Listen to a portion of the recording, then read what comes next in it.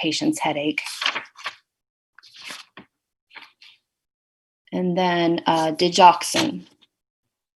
I have talked about digoxin.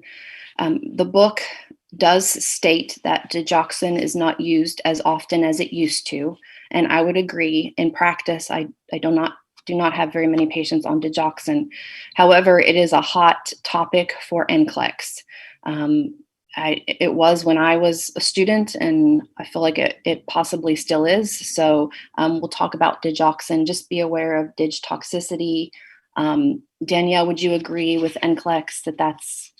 Yes. Yeah. Dig is still discussed as within the realm of NCLEX and the potential for dig toxicity. So yes, on NCLEX, but in practice, it's definitely not as frequent as it used to be.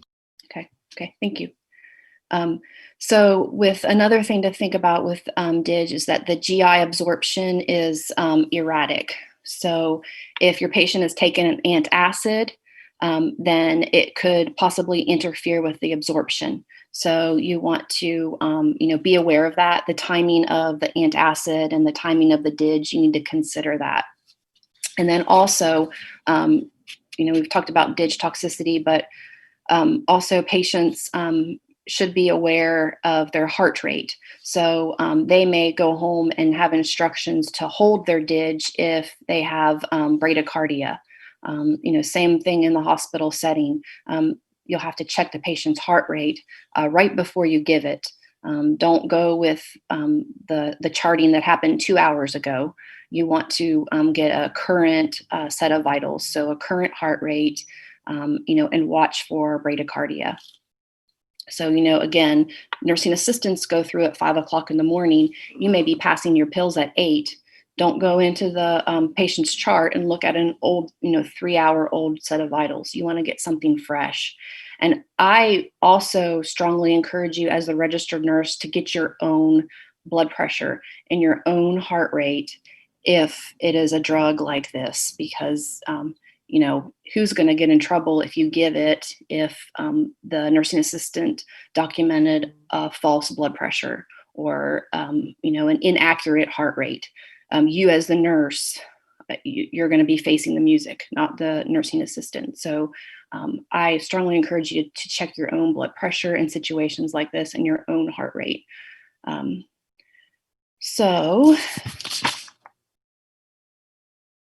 Okay, so I talked about that. Remember that with heart failure, respiratory status, respiratory and oxygenation are going to be a priority. So if you have a question that has multiple attractive answers, remember to do ABC, airway. So you want to put airway first. That should always come first. So assess the respiratory status, keep the airway patent. We've talked about, and that comes more in chapter 38, but we've talked about MI. When the patient is having a myocardial infarction, often that involves nausea and vomiting. We want to keep the airway open and patent. So if we have vomiting, we want to make sure that the airway is clear. So, sit them to their sides. Be aware of the risk for aspiration if they are very, very sick. So keep the airway open.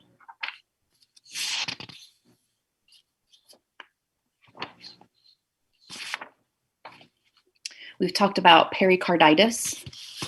Pericarditis, when you do your assessment, once again, you may hear a pericardial friction rub. And that is basically, that's the layers of that sac that surrounds the heart. That is the layers of the pericardium rubbing together. So those layers are inflamed, and there may be a friction rub, a pericardial friction rub that you will notice when you listen to the heart.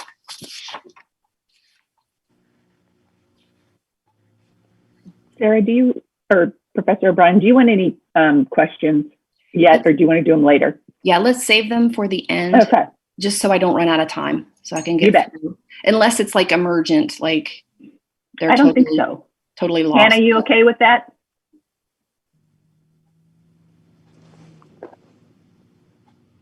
So with Yeah, she's fine. okay. So with heart failure, this could potentially be a chronic issue. We've talked about the use of a VAD and possibly a heart transplant. So if this is an end stage heart failure patient, they are going to be dealing with this, until the end, possibly. So depression is a huge concern with heart failure. So remember your therapeutic communication. Remember to use your open-ended statements.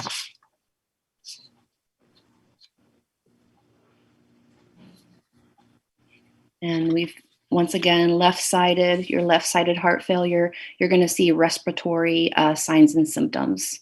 So remember your respiratory assessment. Remember to listen to the lung sounds. What do the lungs sound like when they are filled up with fluid? So respiratory assessment. What happens to the level of consciousness when the ABGs are not in balance, when our CO2 goes up? What does our patient act like? What does it look like? So think about your respiratory assessment. Don't forget to bring that piece in. Okay, so when our patient is being discharged, once again, heart failure can be something that they have to deal with at home. So they will, need good education when they are discharged. So with heart failure, you want to think about safety. So when they are going home, you want to assess the safety of their home. Ask them about stairs. They may need home health services, so that needs to be assessed. A case manager can get involved and make sure that their home is safe. If they have needs, you can talk to case management, and they would be able to coordinate home health services if needed. You also want to talk to them about their social support, support system. Be able to discuss medications with the patient. So, once again, for example, with DIGE, they need to be aware of their heart rate. So they may need education on how to check their heart rate, how to check their blood pressure. They need to know the importance of the daily weight, and be able to adhere to their medications. Okay, so that is chapter 35. So I'm going to go to 38 next. Then we'll do EKG interpretation, and then I will answer any questions that you might have.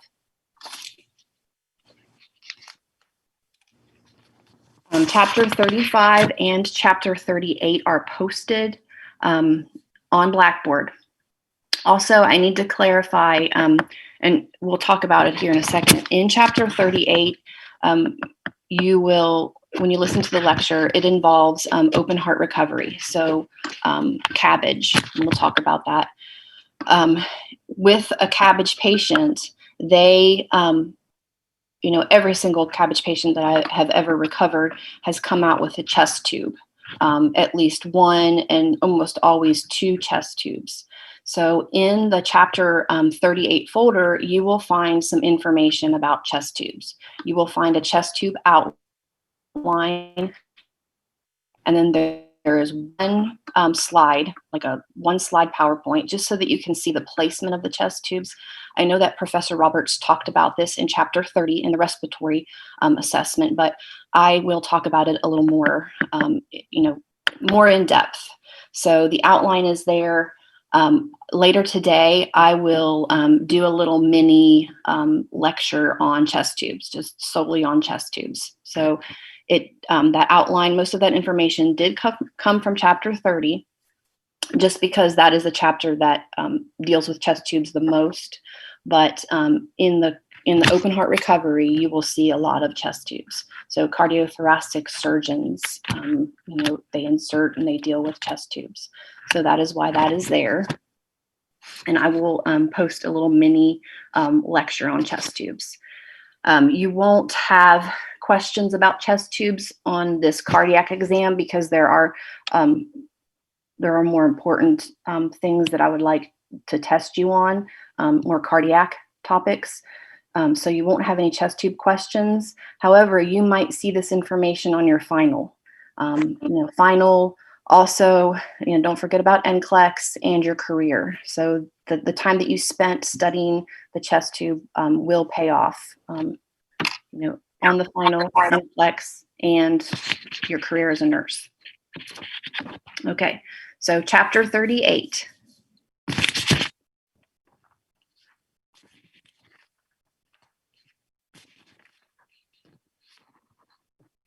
Okay, once again, patent airway. Airway is always the priority. On this exam, on HESI, on NCLEX, you'll need to remember airway. So if that is an option, ABCs. Once again, this chapter covers coronary artery bypass surgery or CABG, and that involves a sternal incision. So your patient will have an incision that runs the length of their sternum. So you will hear nurses, you will hear the physician talk about cracking. They had to crack the sternum, or open the sternum. So that is a part of the surgical procedure. So once they have to get past the sternum to get to the heart. And so once they do, if this is a traditional open heart, the patient will have the sternum placed back together with sternal wires. So they're going to have sternal wires holding the sternum together until it heals. And so you will have to participate in sternal precautions. And then you also have an incision, a sternal incision, that you will have to watch as a nurse. You're going to have to watch that for signs and symptoms of infection. So sternal precautions, having open heart surgery is a lengthy process. So recovery takes some time. And the reason I'm talking about this for the med-surg nurse is because this patient may, it's like having a baby. Having open heart surgery is like having a baby. It takes, 6 or more weeks to recover from having a baby. Same thing with open heart. It takes a while. And, the patient's going to have to be involved in a lot of follow-up care, cardiac rehab, and there are a lot of complications involved. So when they're at home, they may have issues and have to be readmitted. They may end up on a med-surg floor or a telemetry floor, and they still have a very sensitive sternum. It's not fully healed. You still have an incision. You still have to watch and maintain sternal precautions. So you will have to do splinting with these patients. So here I have a pillow, and I am going to hold this pillow over my sternum and just apply, mild to moderate pressure. So when I cough, I'm holding it.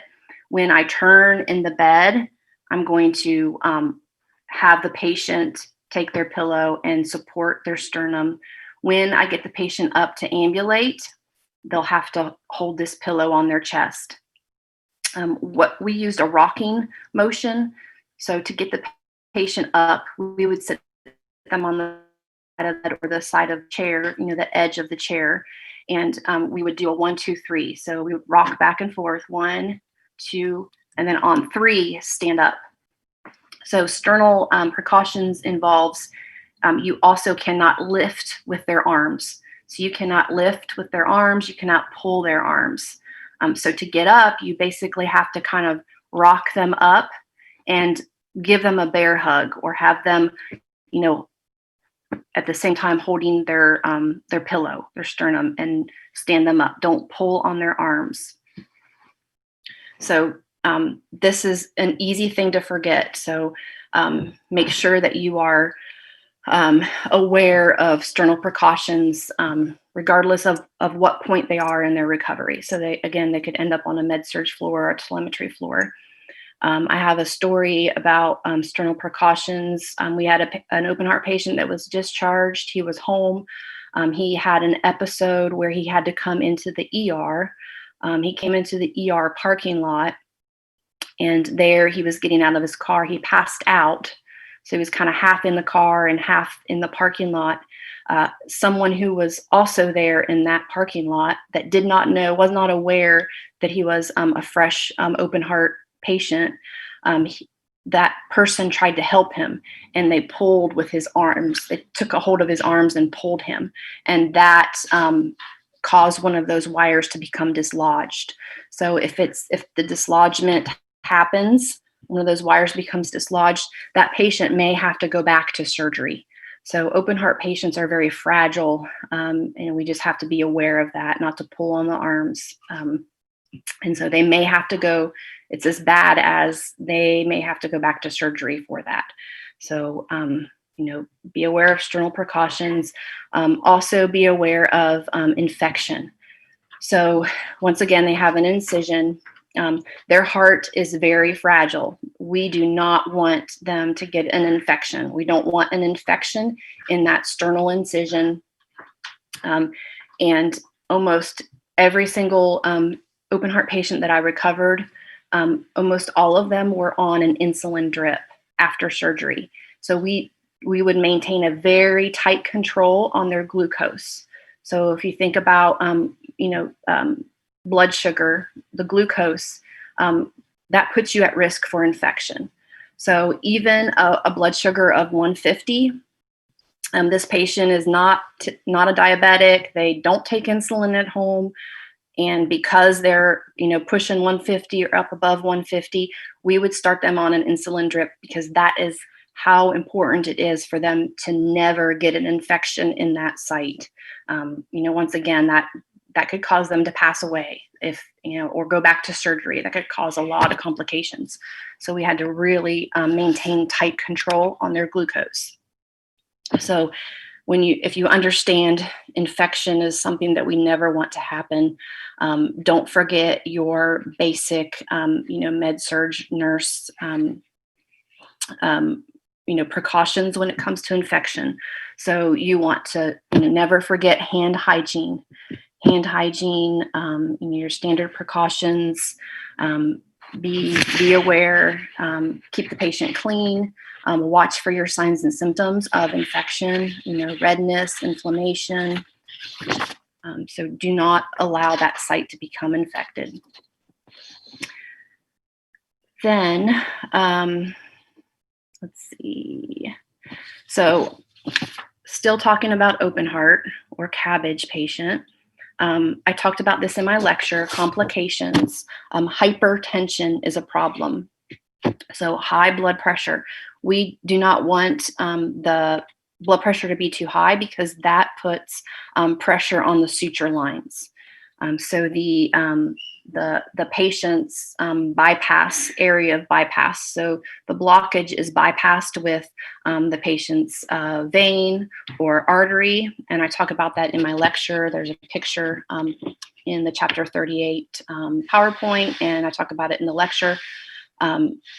So it's anastomosed or sutured in place. So if the blood pressure is high, that's going to put pressure on those suture lines, and that causes bleeding.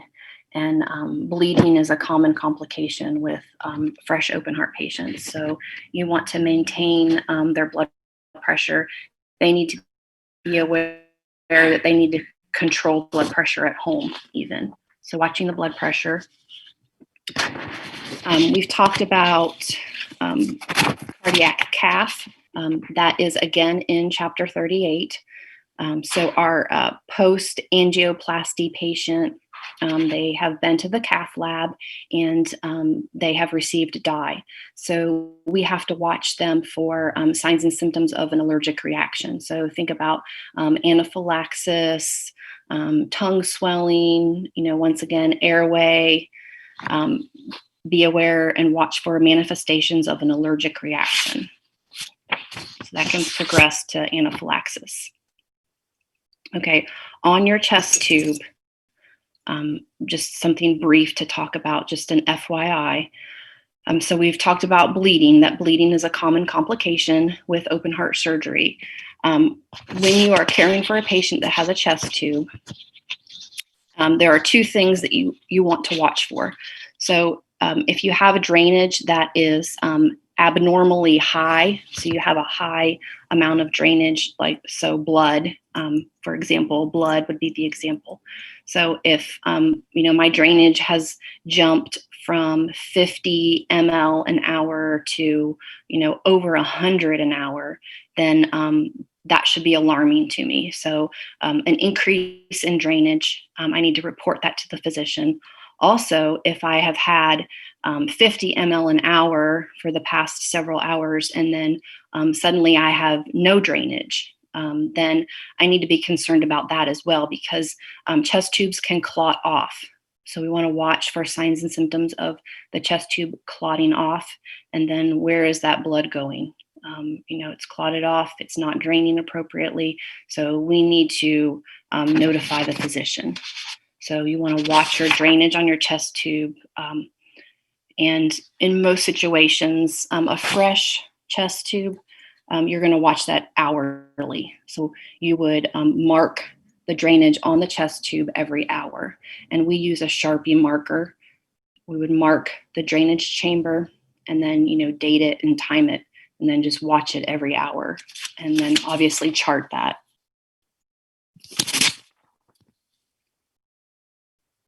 Okay, myocardial infarction. I've talked about this in the lecture, that myocardial infarction puts our patient at risk for cardiogenic shock.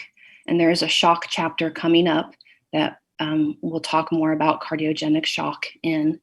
But just be aware that some signs and symptoms, poor peripheral pulses, cool skin, that is a sign that maybe this patient who has had an MI, maybe they are going into shock, cardiogenic shock. So we want to watch for that. Poor peripheral pulses, cool skin, that's a sign of poor perfusion. And then so the cath lab, we've talked a lot about the cath lab. We've talked about STEMI. I've talked about a code STEMI. Danielle is in a meeting. We have an 11:30 meeting, so she can't share her story, but at her facility, she worked in the ER. She has a history of working in the emergency room, and they would call code STEMIs, overhead. And that would activate the team, that would activate the cath lab team. So if your facility has that, you may be exposed to that. And the reason I've been talking about this so often is because with an acute MI, the standard is that we want to, if that's the diagnosis, this patient is having an acute MI, the standard is that we need to get that patient to the cath lab within 90 minutes. So cath lab within 90 minutes to open that blocked artery. So 90 minutes, and that's going to be done through PCI, so percutaneous coronary intervention. I talk about that in the lecture, and then possibly a stent. So 90 minutes to get them to the cath lab. So that's why you're going to hear that in most situations. You'll hear that in the emergency room, emergency department.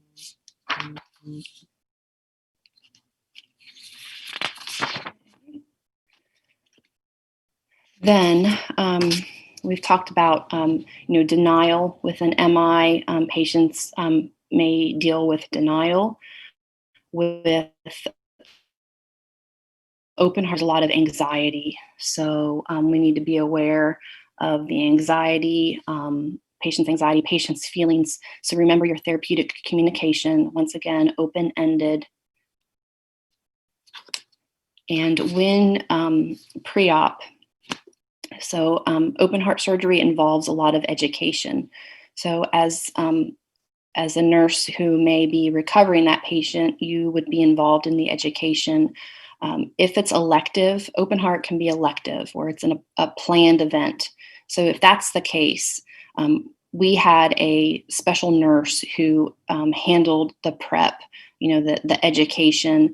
They would meet with the patient, meet with the family, and they would give them an orientation of the unit.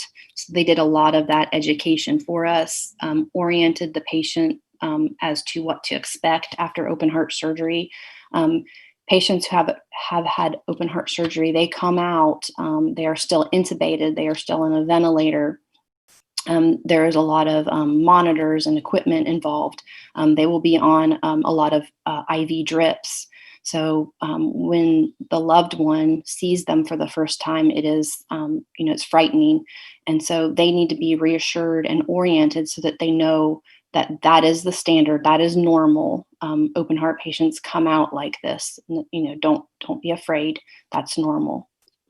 That first 30 minutes after open heart is it's pretty intense. So it takes about 30 minutes to get the patient stable. But after those first 30 minutes, one of the first things that we would do is go and get the family. So go get the family, let the family come in and see the patient. And, again, during that time, they look scary. But in most situations, one of the first things that we're going to do is we're going to wean that patient off the ventilator, get them extubated. And we start to take the tubes out. We pull down the drips, stop the drips, wean them off the drips. And then in most situations, the patients are sitting up eating breakfast the next day. So, if you can tell the family, it's scary looking right now, but recovery is fast. We like to try to move fast, to try to get them up and get them moving, get them up out of bed, get them extubated. So there's a good chance that patient might be sitting up, eating breakfast the next day. So think about therapeutic communication. And you want to, once again, those risk factors. So our modifiable risk factors, non-modifiable, often smoking and stress are not remembered. So smoking, stress, that's a modifiable risk factor.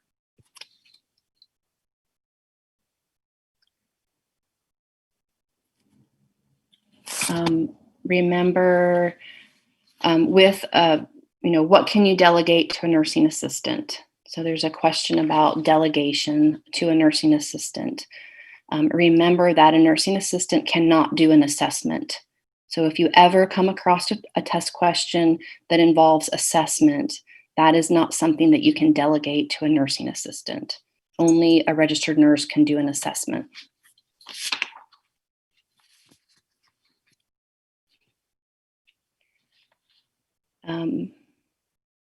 MI and angina, they can mimic one another.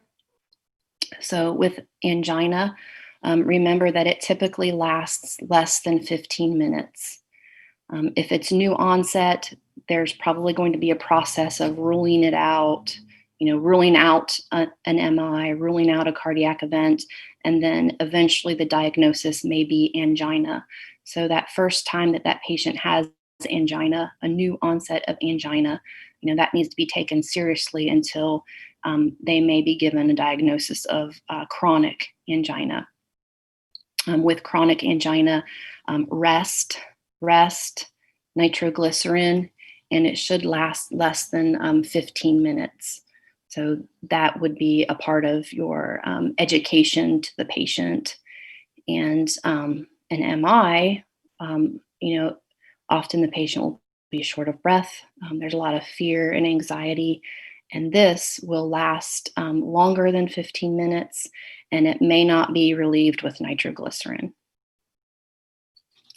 Think about your non-pharmacological comfort measures. So remember, keeping your patient comfortable. They need to be turned in the bed. That turning not only, obviously helps with pressure sores, but it also helps with their respiratory, system. So we want to, move the secretions, move the fluids, move them around in the beds. Don't forget about positioning. And also maybe the patient would like some music. So, other therapies such as music or television. I enjoy watching television when I am having a cavity filled. I've had a lot of cavities, and my dentist has a TV over each, area. So I always ask for the TV to be on. It just helps kind of distract me. So our patients who are in pain or who are anxious, they may enjoy some distraction. So maybe music or television, or they might be different. They might like it to be quiet and calm. So think about your non-pharmacological comfort measures.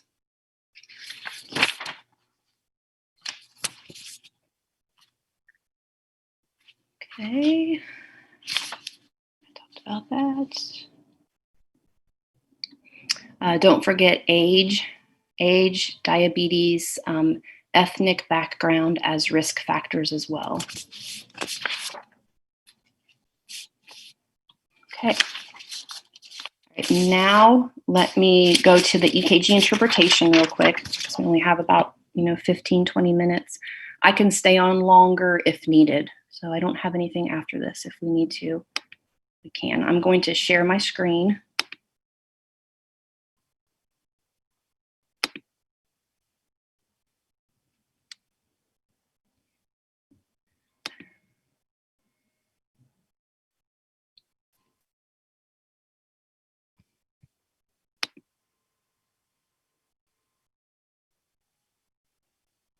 Okay, I'm going to go to 34 to find the EKG rhythm guide.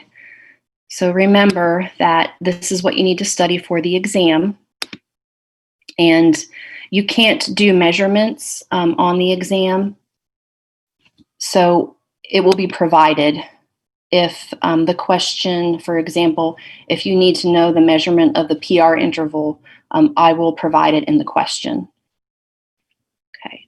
So if you have your book, please get your book out or just write this page number down. But if you have your book, you can follow along.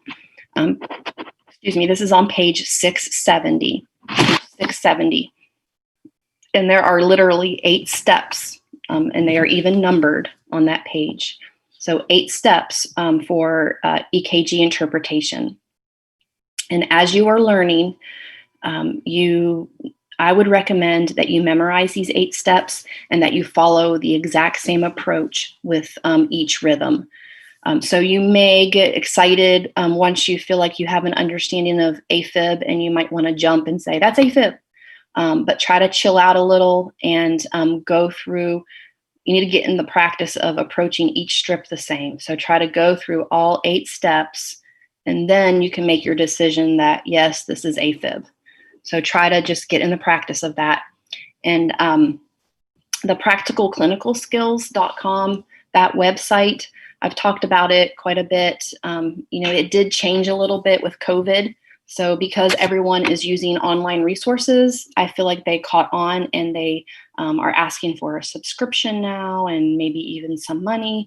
So just, cautiously explore that site. In 4900, my students reported that they were able to access information and use that website, and they found it helpful. So there used to be drills and quizzes, and you could practice on that website. So see what you can do with that website. However, it is exactly the same 8-step approach. So if you're not able to figure out that website, you can still go to page 670. It's the exact same 8-step approach. This is the approach I use. This is the approach that Professor Schabel uses. When you get to your senior year, and this is usually like spring semester, Professor Harper will teach you another approach. So she uses like a box method and a paper method. So maybe that one will make sense to you. You might like it better. Now I recommend this approach. So when you sit down and take your exam, this is what I would do if I were you. You're going to show us your paper. Oh, there's no writing on your paper. Okay. So when you're allowed to start taking the exam, I would quickly write down these 8 steps. Just, vomit all of the cardiac information that you want on that paper. That way, when you start taking the questions and you see your first strip, you don't freak out and lose your mind and you forget the 8-step approach. So have it in writing and just meticulously follow that 8-step approach. So the first one is heart rate. So when I'm looking at this EKG rhythm guide, I'm looking at sinus rhythm. So I am going to, here comes the mailman. Okay. Hold on. Okay, sorry. Okay, normal sinus rhythm. So the first thing I want to do is the heart rate. So I'm going to look at my strip, and I'm going to look for my QRS. So on my QRS, I am going to count the R waves. So the R is that spike, that the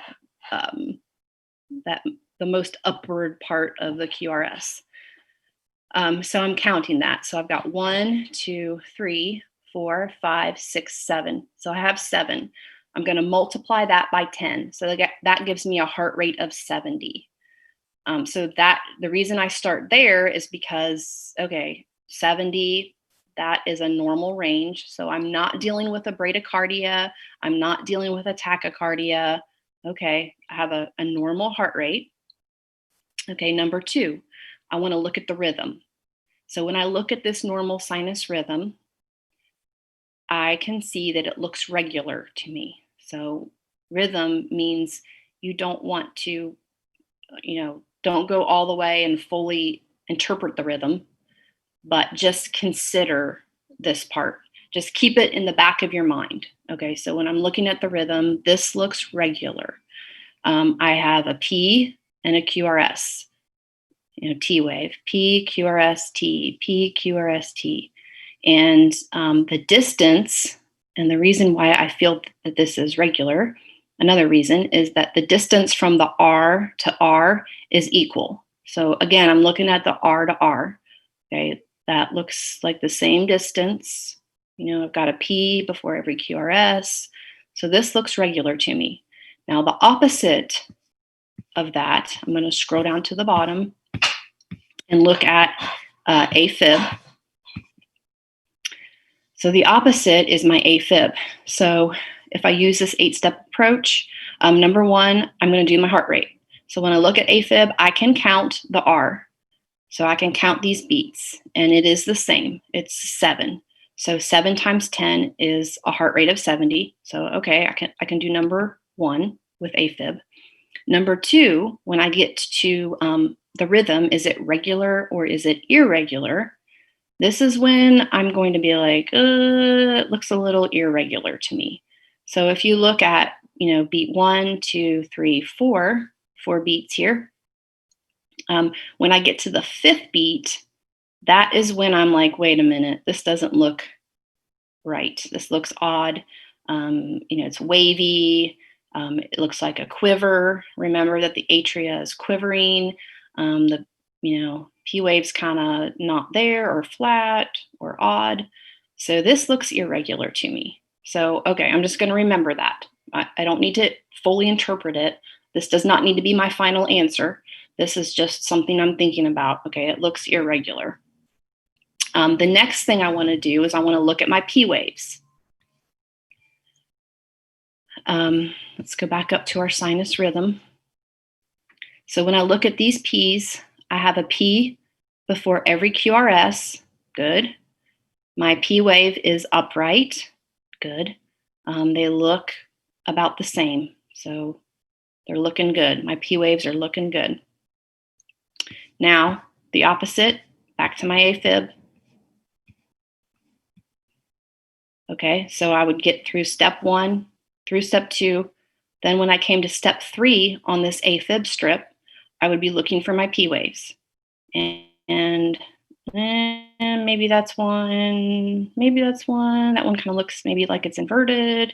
And then it gets wilder and wilder looking like, these are not P waves. It's just, once again, quivering.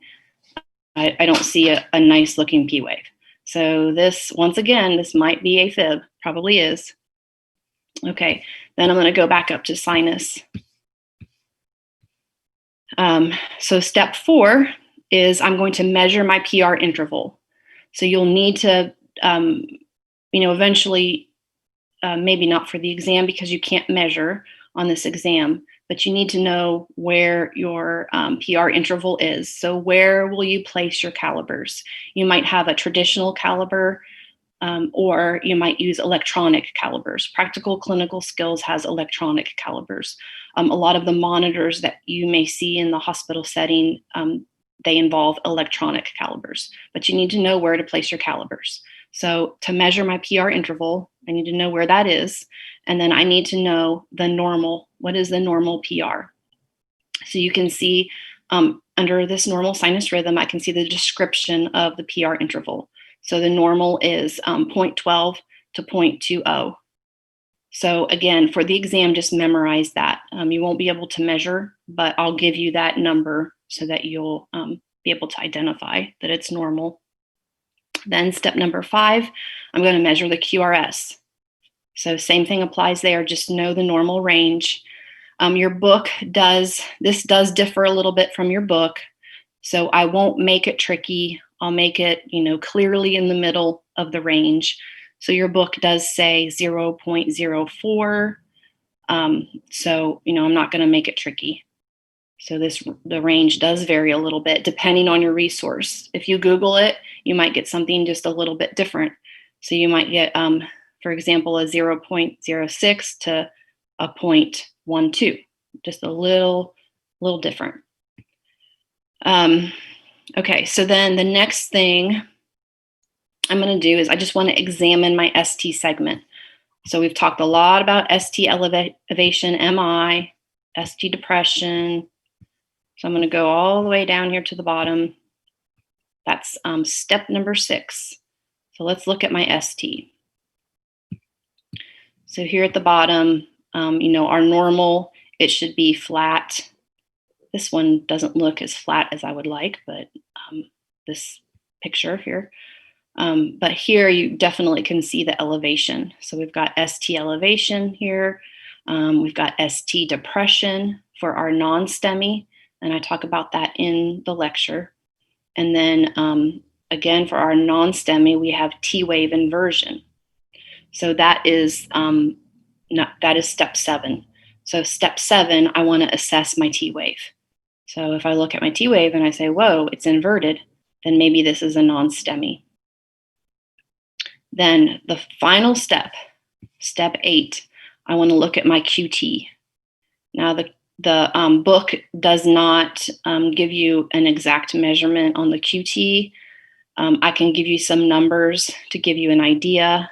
A normal range would be 0.36 to 0.44. And if your QT is greater than 0.50, that is typically when you're going to notify the provider, notify the doctor. So remember, our QT, when it's prolonged, that puts our patient at risk for going into VTAC. So we watch the QT closely. Medications can cause a prolonged QT. Sometimes your patient will be started on a new medication that the side effect is a prolonged QT. You will see the medication on the MAR, and you may also see some directions to measure the QT and to notify the provider if the QT is higher than this or higher than that. So we do watch QT if you are on a telemetry floor, cardiac monitor floor. And another way to get a more accurate analysis of your QT would be to get a 12-lead EKG. 12 lead. Just keep that in the back of your mind. There is something called a QTC that the physician may ask you about. So the physician may say, get a 12 lead and then call me back. You call them back and he may ask, do you see any elevation in any of these leads? Or what is the QTC, which is basically the QT measurement. But you'll learn more about that your senior year, but just be aware that may be asked of you. So that's our 8-step approach. So I don't know if Professor Roberts or Shable are here with us anymore. They're probably in the meeting. So I'm looking in the chat for the question. Okay, so Jordan asked, for the exam, is it 0.06 to 0.10? Yes, and also your book does say 0.04 to 0.10. So I'm going to make it like a 0.8. I'll make it so that it's not even questionable. It won't be tricky, if that helps. I like to go by the book. I think that's been our Bible, is we go to the book. So if we find a difference in resources, which we often do, and you'll see this. I'm sure you're seeing this at clinical. Your lab documents may differ a little. The normal range may be just a little different. Depending on your resource. So what we like to do is to go to the book. So let's just go to the book and use what the book says. And I won't make it tricky.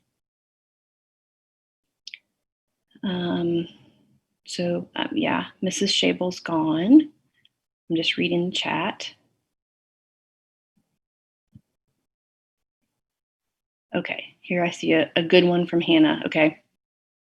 If you hold DIG with bradycardia, how do you determine bradycardia in each patient or on an exam?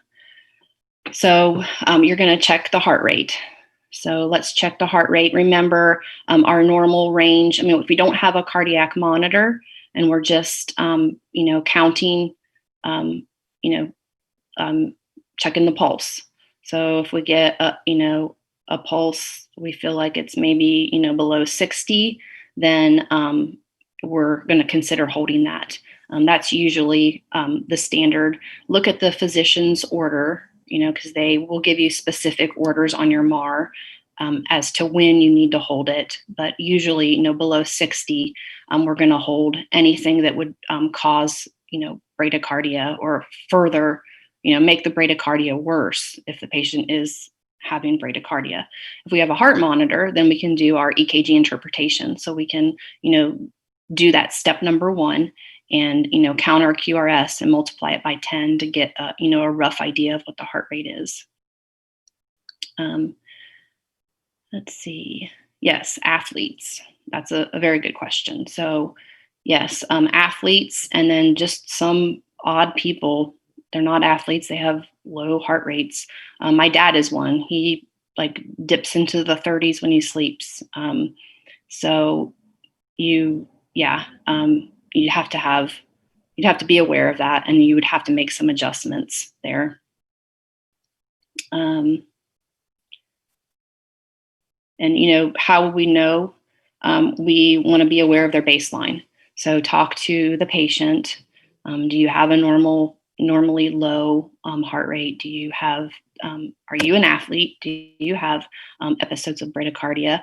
And then, if they say no, you can also, if you notice that maybe their heart rate is, at 50, go through and look at your trend. So I talked about this in one of the lectures. You want to look at the trend of the patient. So since they have been with you at that facility, look at their vital signs, look at the strips. So, we do EKG interpretation, but we also print strips and we put those strips in the chart. So really, anytime you notice anything odd on a strip, one of the first things that I do is I go through and look at their previous strips. So have they been in bradycardia since they got here? And you could even go as far as look at the MAR. Did they receive this medication and did they do okay with it? Did it affect their heart rate? So you can do some detective work there if you're not 100% sure of their baseline. And then always, don't forget this. You do not have to make this decision by yourself. So you have peers, nurses that you work with, just like in nursing school. You need a safe friend that you can say, hey, I have no idea what she's talking about, or did you understand that? Or at clinical, my patient is doing this. What do you think? Like, someone who is safe that you can ask any kind of question to. And then also you have your charge nurse. So, maybe your preceptor or your charge nurse or your mentor. Always look for a mentor as a new nurse. Look for someone that you can go to that has more experience, who is older, and you can collaborate and discuss with them. Like, what do you think I should do? And then, even if they kind of brush it off and say no big deal, and if you still feel kind of uneasy in your gut, listen to your gut, call the doctor. So call the physician and say, hey, this patient is an athlete. They normally run kind of low. I'm a little nervous about giving this DIG. What would your recommendation be? So it's better to be safe than sorry. So you can call the physician, and if the physician says, yes, please give it, they need it, then you can chart that. And then that will, that's going to hold up in court. It's going to protect you. It'll also make you feel better. So don't try to make heavy decisions on your own. And I'm just looking for more questions. I see names.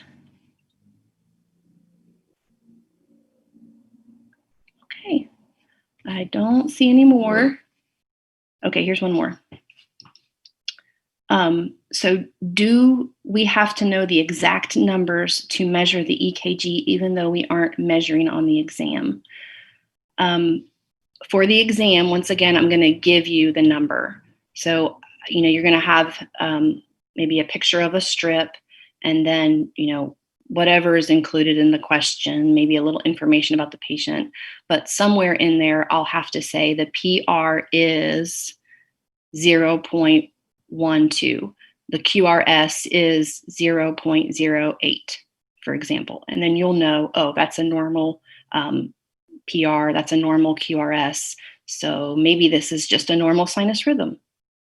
So I'll give you, what you need to know to figure out the question, if that helps. Okay. All right. Any other questions? Don't forget that you can go to the cardiac Q&A. So put your questions there. If you don't want to ask in the chat or ask out loud, you can go in the cardiac Q&A and ask your questions. And then also, if you're struggling with this, please let me know, and we can have an individual Zoom meeting. I can help you through any of this that you need.